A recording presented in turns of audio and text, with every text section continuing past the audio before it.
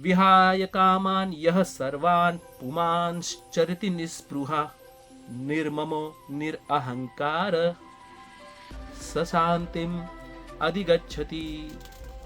Śāntim adhigacchati, śāntim adhigacchati. So that person goes to the shanti or the peace. Everybody wants peace. Nobody wants unnecessary trouble in their life, right? There are some kind of people also, we call it as a, in Muslimism they call it as Sulaimani Kida. That unnecessary we trouble invite the trouble. So we should not invite the trouble and we should go for the peaceful direction. So he alone can attain the real peace. Who? A person who has given up all desires for sense gratification. FYI, all of us have the desire for sense gratification, including me. Brahmachari doesn't mean that he is without desires. Everybody has a full of desires for sense gratification. So Kṛṣṇa is telling one who is giving up the desire for sense gratification. That doesn't mean he gives up the sense gratification. Sometimes we have to do sense gratification in the Grihastha life also for the sake of the other party, but we should not have that desire for sense gratification. For example, there are pompous ceremony Grihasthas are doing of their marriages, of their daughter's marriage and son's marriage. That is their duty. It's not a sense gratification. We eat very nice prasadam, panchapakvan prasadam. That is also not sense gratification. Many times we can get confused that my sense gratification is Kṛṣṇa consciousness. No. We have to be very vigilant that my attitude should be service attitude. So one who has given up the desire for all sense gratification. Vihāya kāmān yah sarvān. Kṛṣṇa is telling vihāya kāmān. The kam ichha we have to give up. But some people may say, I will follow only 3 regulative principles. I will not follow 4 regulative principles. One regulative principle I am very weak at it. Kṛṣṇa is telling sarvān. Vihāya kāmān yah sarvān. All desires for sense gratification has to be given up. We cannot go to the Kṛṣṇa loka, we cannot develop the consciousness, elevated ourselves to the higher planetary systems or Vaikuntha without giving up the sense gratification desires. That we have to clearly understand. Kṛṣṇa is telling very, very straightforward these laws of karma. Vihāya kāmān yah sarvān. And the next is who lives free from desires. Pumāṁś carati niḥspṛhaḥ. So this niḥspṛhaḥ, this niḥspṛhaḥ means desireless. Spṛha means desires. Niḥspṛhaḥ means desireless. And charati means he's interacting.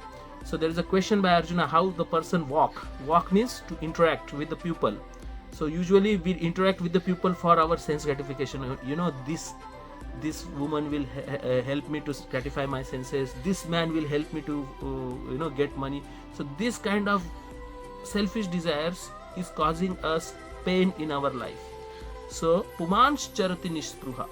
A person who is walking without having expectation from others. In that case, we can have a respect for that person. So Kṛṣṇa is telling, protect your own respect. The pumāṁś carati niḥspṛhaḥ.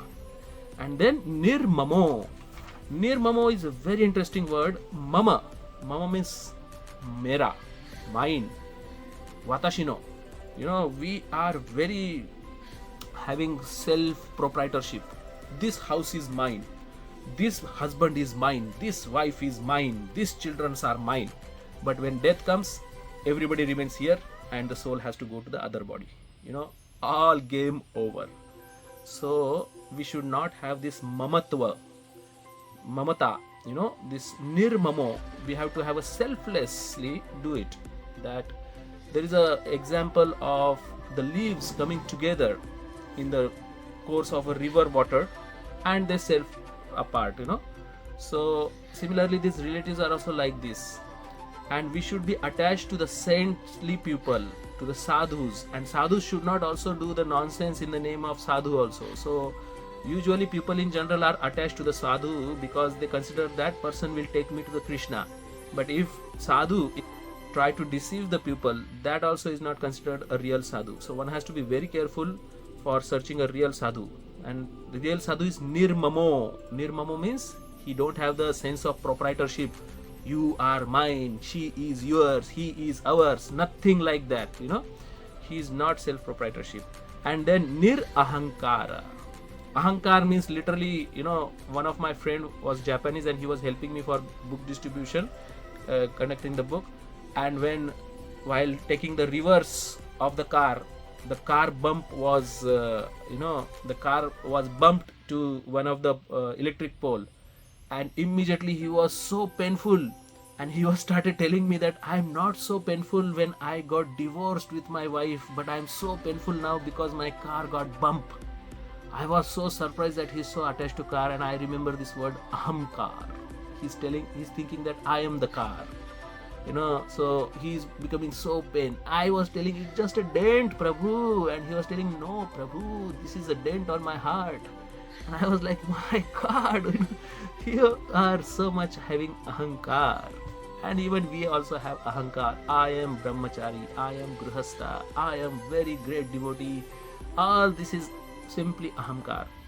But the real devotee is nirahaṅkāraḥ, without false ego. And such a person alone can attain peace. Śāntim adhigacchati. Adhigacchati means attains.